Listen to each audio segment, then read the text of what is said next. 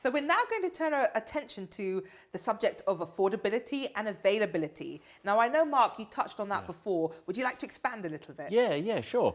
Yeah, it goes really to the heart of Best of Beauty for everyone. Yeah. And it's been a big part of our heritage, as I said before. So we really believe in premium quality products at really affordable prices, high street prices.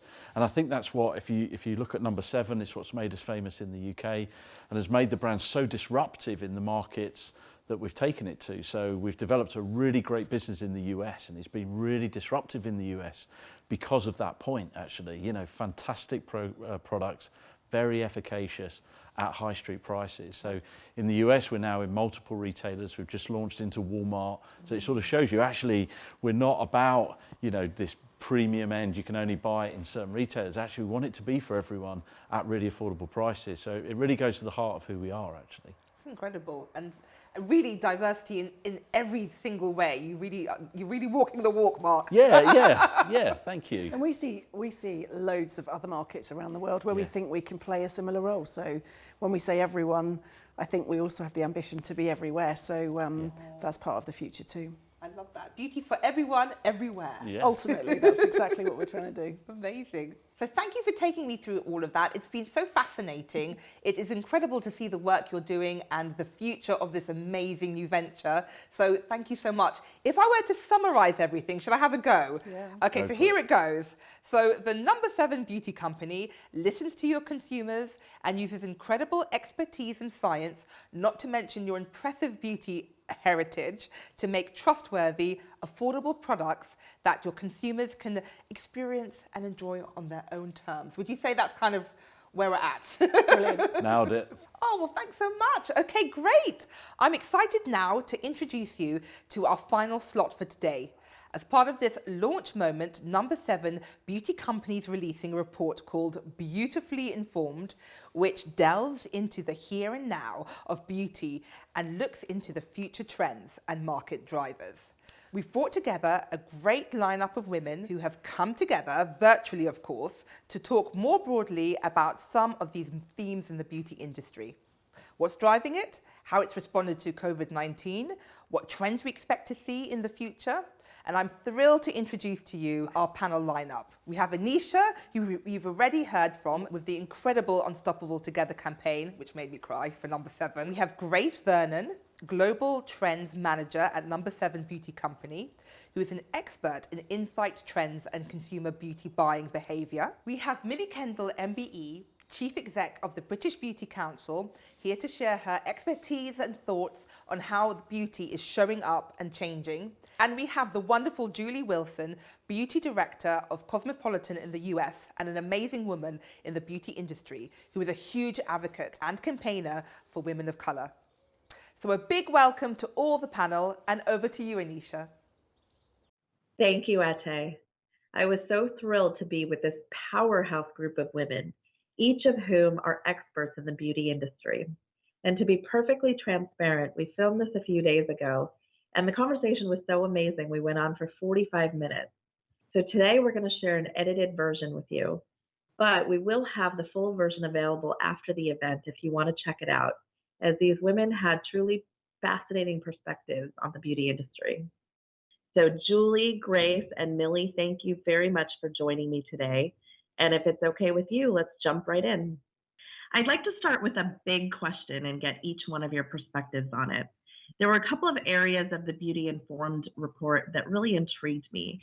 And one was around how beauty brands are increasingly challenging the notion of antiquated beauty norms and what constitutes beauty.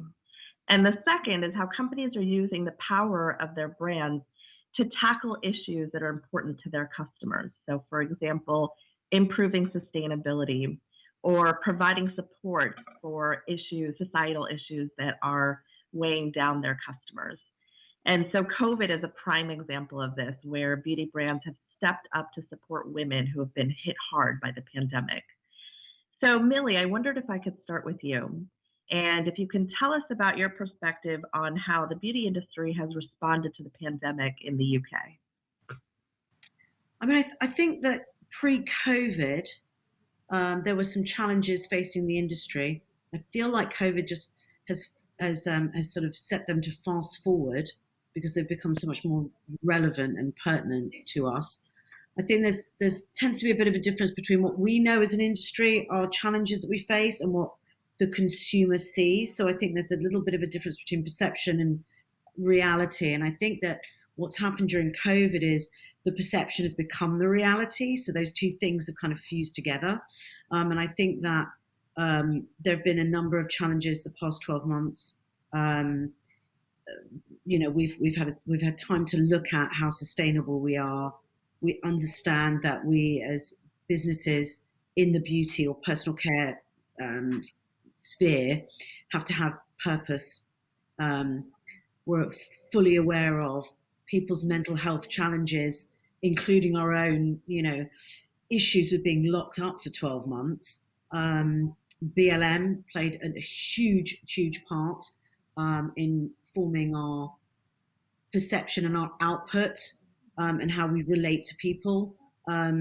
So I think so much has happened in the past 12 months that was bubbling under the surface, and it's just come to the front. This is time to act. And I think that brands have realized now that this isn't marketing speak. This is reality. This is what the consumer wants, and this is what we need to do to be relevant in the future. Yeah, I agree with that. Julie, what have you seen on these issues as they relate to beauty brands? What are you seeing in the US?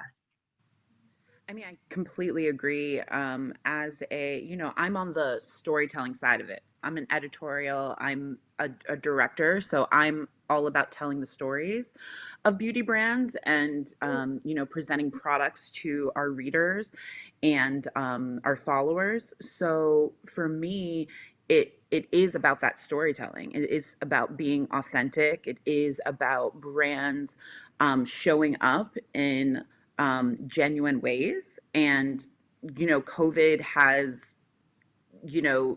done that magnificently in a way, where companies have had to step up and make sure that their brand ethos and their brand storytelling is on point.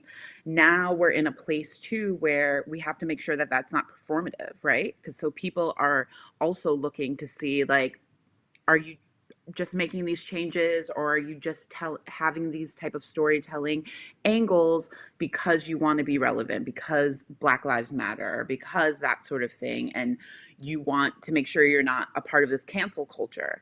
So it's been really interesting, to Millie's point, that I think that the industry for a while now has been trying to figure out that authenticity and trying to be more relatable to their consumer. And now it's just hyper speed. Now it's like you don't have time to figure it out. Like, you got to be it. And if you aren't it, people are going to see that.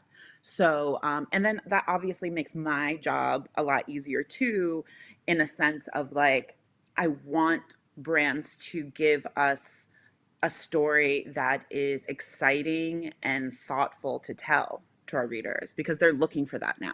They're not just looking for, like, oh, that's a great mascara.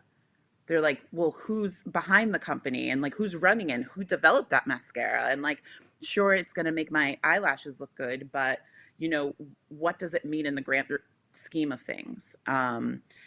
It's that intersection between beauty and wellness and self-care and being a good person, rather than it just being this aspect of vanity. Yeah, absolutely agree. I mean, we've seen brands get accused of that performative sort of action, and others that take a really genuine approach, and a sustained approach. So to your point, just be it. I like that. So I want to talk about the impact that COVID-19 has had on the beauty industry, and specific findings that the report had around things like skincare sales have seen a surge in both the US and the UK. We've also seen significant growth in the bath category. And we've also seen evidence that there has been evergreen ingredients and products such as serums that are having a real resurgence. And so, ladies, I'd love to hear your views on this. And Julie, let's start with you. What changes have you seen with your readers in their beauty habits, and is there anything in particular that sticks out to you? We're in our homes. I think we have a lot more time and energy to focus on things like our skin that maybe we were neglecting beforehand.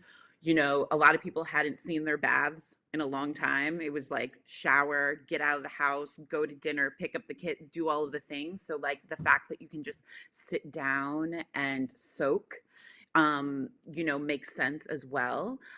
It also circles back to the mental health aspect of things, slowing down, that two-step skincare regimen turning into maybe a six-step, skin regimen is, not only caring for your skin, something that we're, you know, focused on and you want to make sure it looks good, but also it's self-care, right? And then, going into the bath. Grace, can you tell us more about any research or trends you've seen on skincare behavior? And the report also mentioned skintellectuals. Can you tell us about this type of beauty consumer? And so skintellectuals is definitely kind of a trend that's been driven by Asia. And we know that Asian consumers are very into skincare. They really understand the kind of intrinsic link between wellness, healthy lifestyles, and the impact that has on their skin. And so in Project Butterfly, and something that we found from Chinese consumers is that the number one kind of statement that they resonated with was knowing the ingredients in my facial skincare products is important to me to help me make product choices. So they are so kind of aware of ingredients and knowing what they do for their skin. And the second one behind that was, I believe that healthy skin makes for beautiful skin. So really kind of thinking about the health of their skincare is really kind of a top priority for these consumers.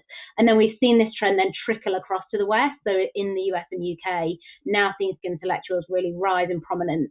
And people really taking kind of the cue from what we've seen in the Asian market in understanding more about skincare, more about kind of skin health and how important that is. And that's why we've seen this shift kind of from the cosmetics market over to the skincare market, with people taking the time to really nurture and look after their skin. So in Asia, we've for a long period of time, we've seen multi-step regimes where consumers are really kind of having that skincare wardrobe and layering skincare on top of each other so that they can get the desired result, and again, being able to flex their regime. So Asian consumers are really ahead of the game when it comes to this, and we're actually seeing kind of that trend just continue across the markets now. Millie, I wanted to ask you, which of these changing behaviors do you think are going to last into the future? I think that access to ingredients and information is just becoming more and more available to people. People are understanding it more. I've got a 14-year-old daughter who's regularly telling me what she needs from TikTok. So, that information is just spreading at a rapid pace. I think we've learned to sort of slow down a little bit. Maybe we'll work a little bit from home, a little bit from the office. Maybe there'll be a 4-day week.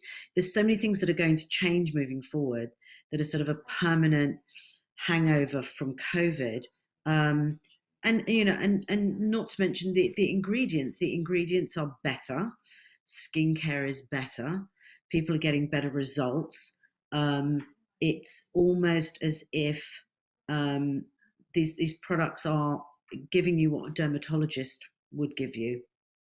If you went to see a derm for a skin condition, so you can get that kind of effect now with something like retinol, and it's obvious, and you can show the benefit or the transformation on your social media, so then other people catch on to it. It's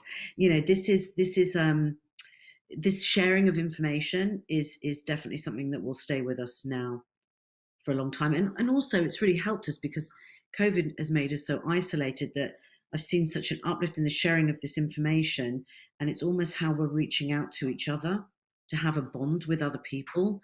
So you can go onto these Facebook groups and there are people with, acne scarring that are openly talking about something that really bothers them, and people are responding and they're being kind and they're offering solutions.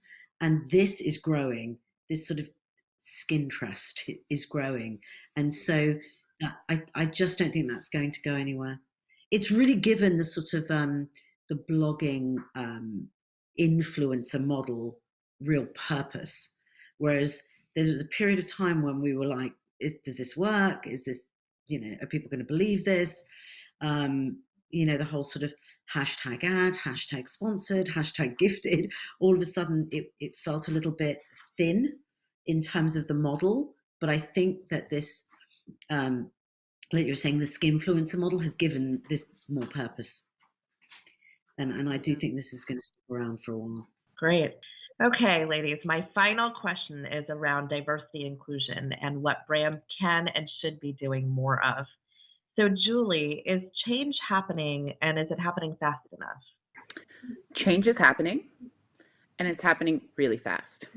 And if you're not moving as fast as the change is moving, then you will get left behind and you will suffer, I think. This is a huge, topic around the world, but definitely in the United States where I am. I'm in New York City, and like we can't not talk about this in across industries. But in beauty, it's interesting because I mean, in this past year, obviously it was huge, this whole push for Black owned brands. And I remember in June when all the media companies were like, okay, like let's start buying Black owned brands, and like here's a roundup of 30 best Black owned beauty brands. And I was like, that's interesting because I know at least 200. And like I sat as a Black woman at the table as a beauty director. There's not many of us, right? And it was also my job as that Black woman at the table to say, let me push my industry and my colleagues a little further. And I sat there for cosmopolitan.com and did a list of 125 Black owned beauty companies off the top of my head. But the way my time is set up, I could have gone probably 225, but I was just like, I'm letting y'all know that we can't be lazy about this. You have your roundup of 20 and 30. Here's 125 just to get started, right? Like, and I had so many colleagues from other media brands, other magazines, reach out to me and say, wow, like I was being so lazy. I wasn't paying attention to the fact that there were all these brands and all of these founders, because beyond it being, oh, this mascara was made by a Black owned company, it's like that founder has a story. This is about pouring back into a community that wasn't being seen, wasn't getting the resources and investment that they were. So I'm really passionate about this topic because I do think that it's just good business. Like companies need to be investing in these companies and investing obviously into the consumer. Even if you don't invest in a Black owned company, what is your product line like? I did a whole story in Cosmopolitan's October issue about hair wraps and hair scarves and hair bonnets. It's a whole beauty ritual that women of color interact with nightly. We protect our hair at night, right? I'll either, like, if I have my hair straightened, I'll wrap it and put a silk scarf on it. With my hair like this, I'll put a bonnet on it, or like a hair sock to protect my edges, to protect my curls. Where are all the companies, like the mainstream companies that have products for that? It's a whole ritual that people are doing, and they don't. And so I think that level of nuanced storytelling is also coming from this, to say you weren't paying attention to the diverse consumers before, but I bet you will now, because one, it's altruistic, and two, it's good business. And Grace, what about you? What are you hearing from consumers in the research you've done? And I think, so 88% of consumers believe that companies have the power to influence societal change, and we do. So I think we, play a hugely important role in making that change happen. Yeah, you're absolutely right. It goes back to what we were saying at the very beginning of this session around the authenticity and everything that you're doing. Okay, my friends, I know we have plenty more to talk about, but we are out of time. So Julie, Grace, and Millie, thank you so much for being here with me today. And Ate, back over to you.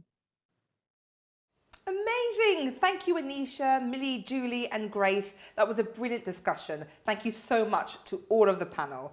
That's given me a lot of food for thought, and I'm sure it was for you as well, guys. That was incredible, wasn't it? Yeah. I thought so. And it was always going to be an amazing panel because we had such a phenomenal group of women on it. But I just thought the debate was really, really inspiring, really thought-provoking. I think the industry are doing really good things. I really want to congratulate Millie and the British Beauty Council because I think they've set a really progressive agenda, and I'm really proud we're part of it, a big part of it. And I think as the No7 beauty company, we will play a real leadership role in the industry because we're going to do things differently, and I think that's going to make a real difference to a lot of people's lives. And so I'm really excited by personal thanks to the panellists. I thought it was exceptional. So brilliant. Oh, absolutely. And you know, just looking into the future of this incredible industry that we are all so proud to work in, feels like the perfect time to wrap everything up for this event. So Mark, did you want to say a few closing words? Yeah.